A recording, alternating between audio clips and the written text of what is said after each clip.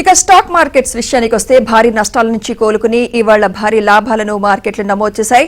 చరిత్రలోనే అతిపెద్ద నష్టంతో షాక్లోకి జారుకున్న ఇన్వెస్టర్లకి ఓ విధంగా కోలుకునే అవకాశం లభించింది. బీజేపీ సొంతంగా మెజారిటీ రాకపోయినా మరోసారి ప్రభుత్వ ఏర్పాటుకు పెద్ద ఇబ్బంది లేకపోవడంతో సూచీలు రాణించాయి. ఈ క్రమంలో సెన్సెక్స్ 2303 పాయింట్ల లాభంతో 74,382 వద్ద ముగిసింది.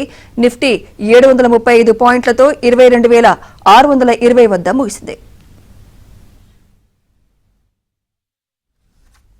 చరిత్రలోనే అతిపెద్ద నష్టంతో షాక్లోకి జారుకున్న ఇన్వెస్టర్లకి ఓ విధంగా కోలుకునే అవకాశం లభించింది.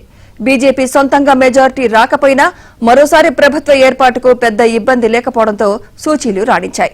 ఈ క్రమంలో సెన్సెక్స్ 2303 పాయింట్ల లాభంతో 74,382 వద్ద ముగిసింది. నిఫ్టీ 735 పాయింట్లతో 22,620 వద్ద ముగిసింది.